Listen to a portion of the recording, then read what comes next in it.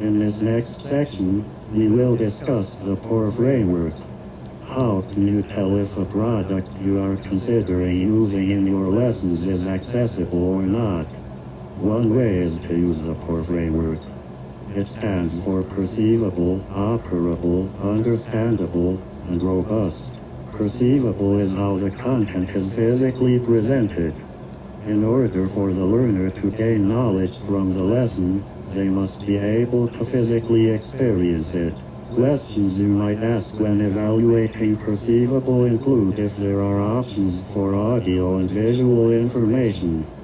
Can the product be experienced in a tactile manner? One example of perceivable is VEX123's ability to be coded in 3 different ways, using touch buttons, a coder with coding strips, or through graphic coding. Now, it's your turn. On this slide, we define perceivable. Then, there is room for your response. Please use a technology, material, or resource of your choice. What are some ways it is perceivable? What are some areas to improve? What could you do to make it more perceivable? The next principle is operable. Operable is about making sure that, no matter what technology is being used, people can experience it in the same manner.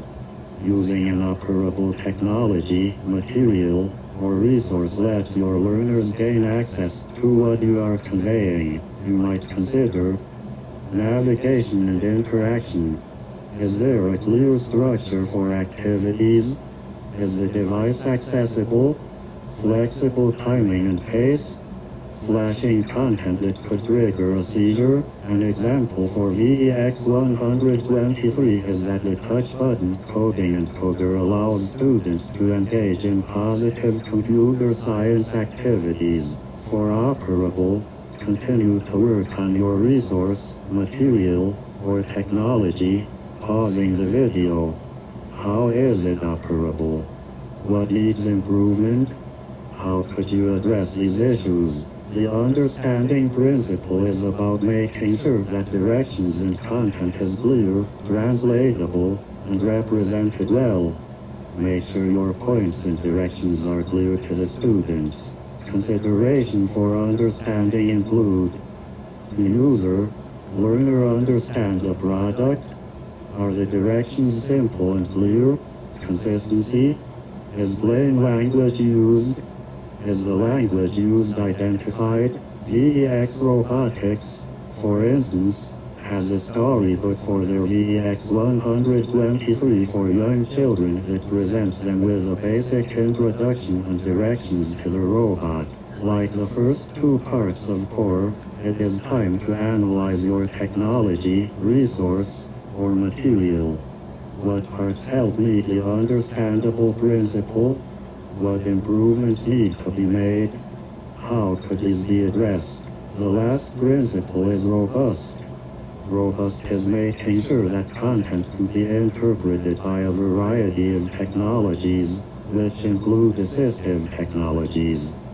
For instance, if you are doing something with online materials, you also want to make sure it works on various browsers as well as various technologies such as computers, tablets, and smartphones. Questions for robust include: is metadata, data on other data, collected? Is there a way to do an accessibility check? Is the product accessible for real people with disabilities?